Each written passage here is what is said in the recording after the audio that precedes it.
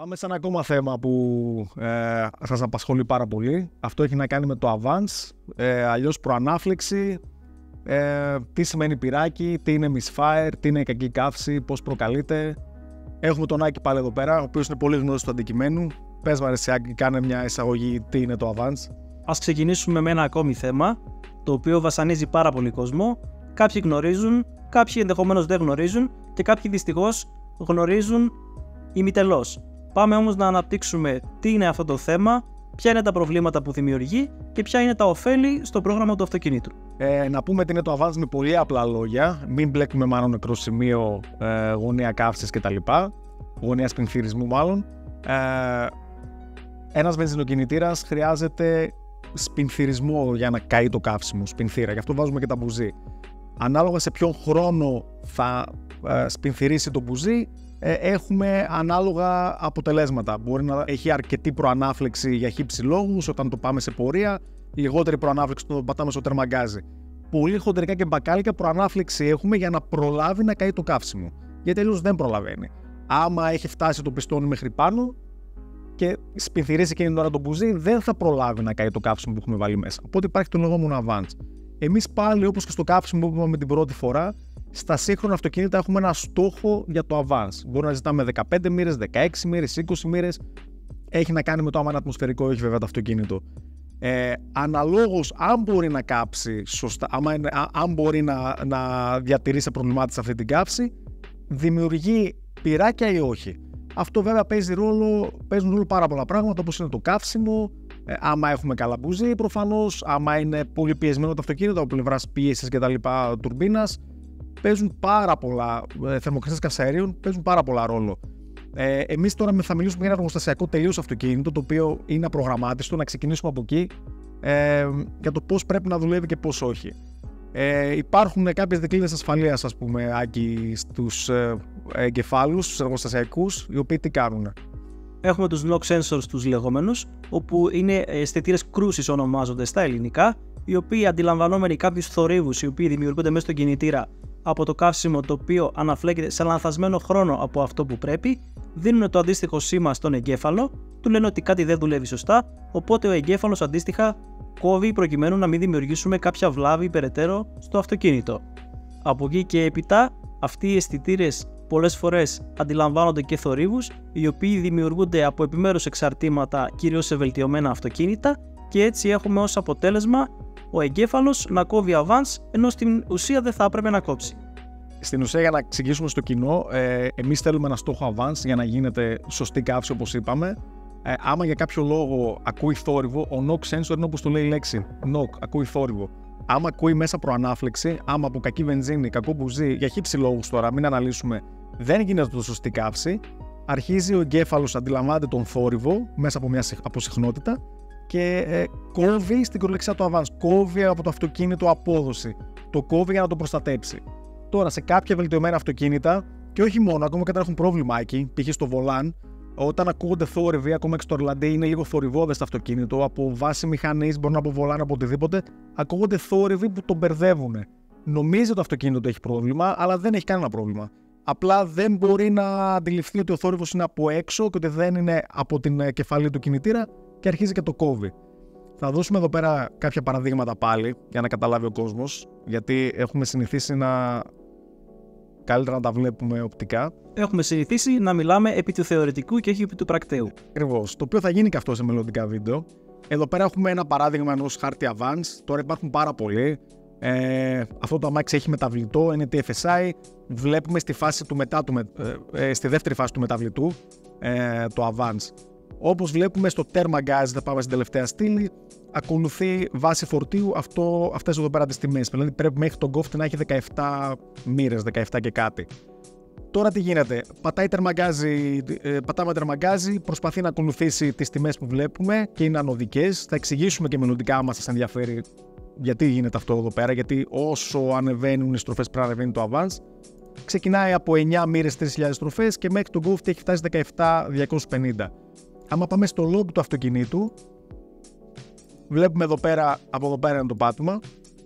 Βλέπουμε ότι ξεκινάει πράγματι από 5,3, πάει 9, 12,3, 13,25, 17. Πιάνει άψογα το στόχο.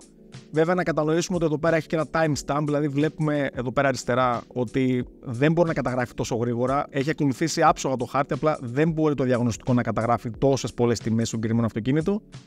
Και εδώ πέρα είναι οι αισθητήρες που ανέφερε ο Άκης. Βλέπουμε πρώτος κύλινδρος, δεύτερος κύλινδρος,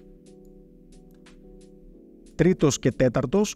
Αυτά εδώ πέρα τα μηδενικά που βλέπετε σημαίνει ότι είναι άψογη λειτουργία, δεν έχει μειώσει ο κινητήρας, ο εγκέφαλος μάλλον, ούτε μία μοίρα avance, γιατί ακριβώς το αυτοκίνητο δουλεύει άψογα.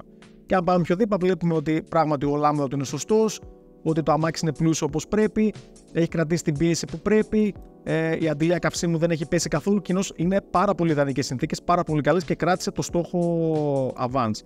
Κάποια προβλήματα που βλέπουμε εδώ πέρα είναι το εξής, ότι μπορεί σε ένα άλλο ίδιο αυτοκίνητο με ακριβώς την ίδια ρύθμιση να ζητάμε μέχρι 17 μοίρες ας πούμε, αλλά το αυτοκίνητο να μην μπορεί να τις κρατήσει. Να κόβει τόσες πολλές μοίρες, θα βρούμε ένα παράδειγμα τώρα πιστεύω και εδώ πέρα, να κόβει τόσες πολλές μοίρες ώστε να μην μπορεί να τα απεξέλθει σε καμία περίπτωση και για την προστασία κόβει απόδοση. Να πούμε εδώ πέρα ότι από κακό προγραμματισμό θα μπορούσε, από λανθασμένο ή μάλλον για μέγιστη απόδοση, υπάρχουν εδώ πέρα χάρτες για τους NOC που μπορείς να παίξεις μαζί τους να μην ακούνε τόσο θόρυβο όσο πρέπει. Βέβαια και εμείς το κάνουμε στα αμάξια που είναι σφυρίλατα, γιατί αναγκαστικά είναι τόσο θορυβώδες το αυτοκίνητο. Ευχαριστώ Μίτσο και για την πάσα που μου δίνεις και θα ήθελα να σου θέσω ένα ερώτημα και να το θίξουμε αυτό το θέμα, το οποίο αφορά στα βελτιωμένα αυτοκίνητα και το knock patch το οποίο γίνεται προκειμένου να δουλέψει σωστά με όλα αυτά τα περιφερειακά τα οποία όπως είπαμε βγάζουν θόρυβο, καθώς επίσης και για κάποιες motorsport καταστάσεις ή για κάποιους πιο πικάντικους ιδιοκτήτες αυτοκινήτων.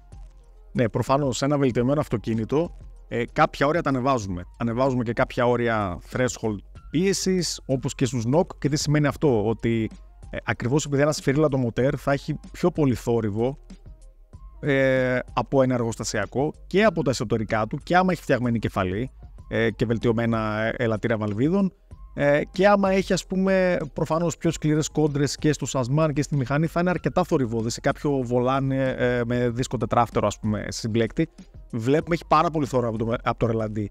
Εκεί πέρα πράγματι ο αισθητήρας, χωρίς να έχει κάποιο θέμα το αυτοκίνητο, θα διαβάζει ότι έχει θόρυβο, αλλά δεν θα ισχύει γιατί το μοτέρ μέσα θα είναι άψογο. Όλα τα περιφερειακά έχουν θόρυβο. Εκεί τι κάνουμε? Τους δύο knock συνήθως που έχουν ένα τετρακύλινδρο μοτέρ ας πούμε, ανεβάζουμε λίγο τα όρια, τα hertz που διαβάζουν ήχο, ώστε να μην ακούνε το λεγόμενο phantom knock. Έτσι το λένε έξω. Phantom knock είναι το ψεύτικο knock, ότι δεν ισχύει, δεν έχει κάτι το αυτοκίνητο.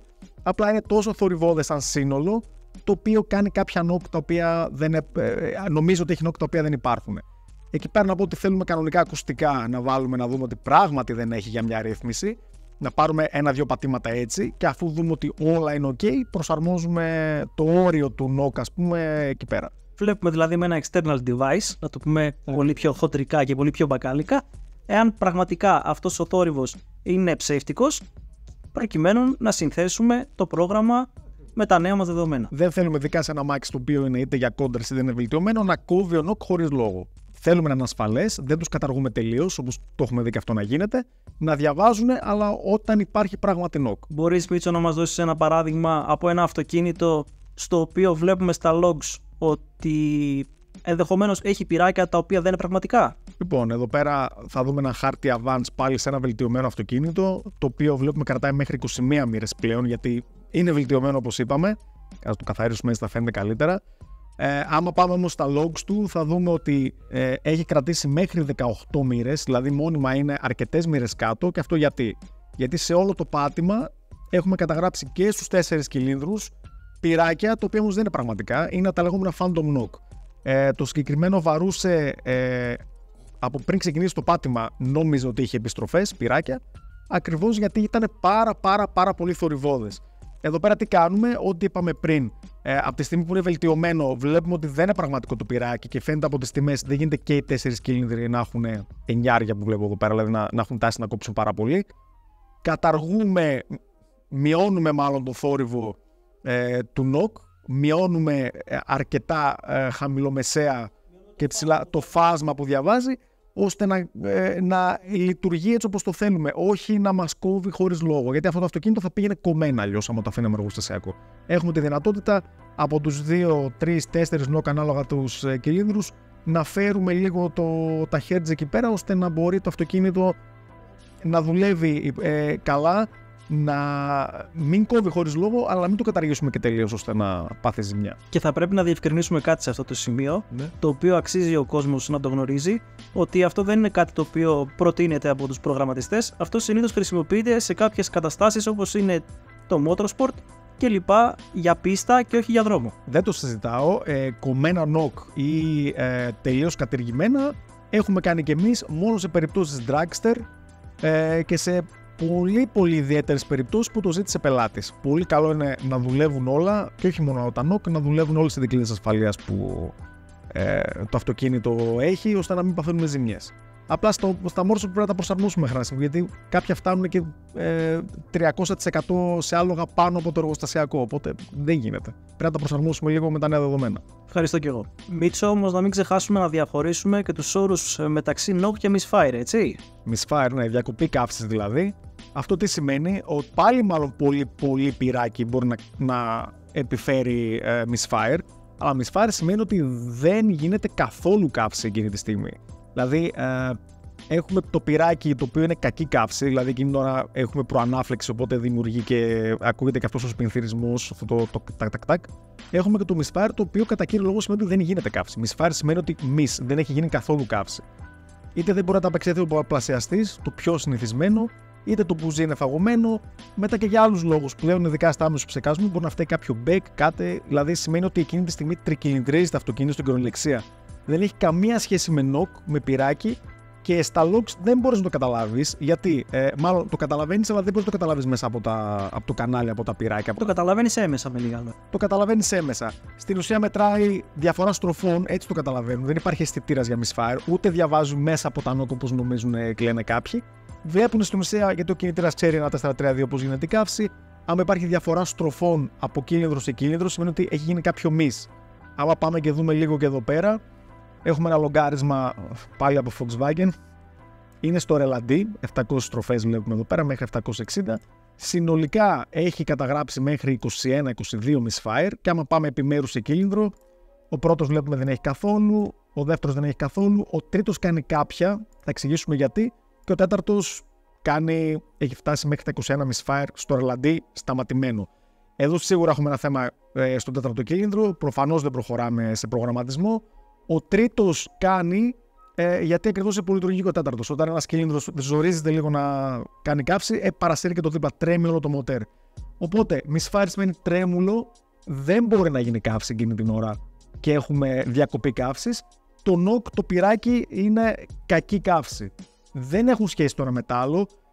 Πολύ πυράκι θα επιφέρει misfire. Το misfire δεν επιφέρει πυράκι γιατί δεν γίνεται καύση εκείνη την ώρα. Είναι κάτι που σχετίζεται, αλλά όχι τόσο όσο νομίζει ο κόσμος. Δεν έχει σχέση το ένα με το άλλο τόσο πολύ. Και είναι πολύ καλό που το εξηγήσαμε αυτό, γιατί πολλές φορές ο κόσμος μπερδεύει το misfire με το πυράκι. Πάρα πολύ, ειδικά μηχανικοί. Δεν έχουν τόσο σχέση. Παρόμοια προβλήματα, μάλλον λύνονται με παρόμοιο τρόπο, γιατί μπορεί να φταίνε τα ίδια πράγματα που προκαλούν ένα από τα δύο φαινόμενα, αλλά το ένα είπαμε είναι κακή καύση, το άλλο είναι καθόλου καύση.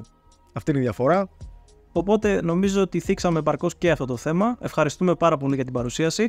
Ελπίζω να καταλάβετε τι είναι το Advance και τι είναι τα NOC που συχνά λέω και σε πελάτες. Έχεις τόσα NOC, άρα κάπου κούβει, άλλαξε μπουζί, δες αυτό, δες εκείνο. Κάνει κακή καύση, μπορεί να κατουράει κάποιο μπέκ. Γιατί μπορεί κακή καύση να έχουμε από 1002. Από κακό καύσιμο, όπως είπα, πρόβλημα στην κεφαλή, κακό μπουζί, κακό πολλαπλασιαστή, ποιος ξέρει. 1002. Ο εγκέφαλος είναι εκεί για να καταγράφει, να μειώνει άμα υπάρχει κάποιο πρόβλημα την απόδοση ώστε να μην πάθουμε ζημιά και από εκεί και πέρα πάλι να βρούμε μηχανικά τι γίνεται. Ευχαριστούμε, Άκη. Ευχαριστώ και εγώ.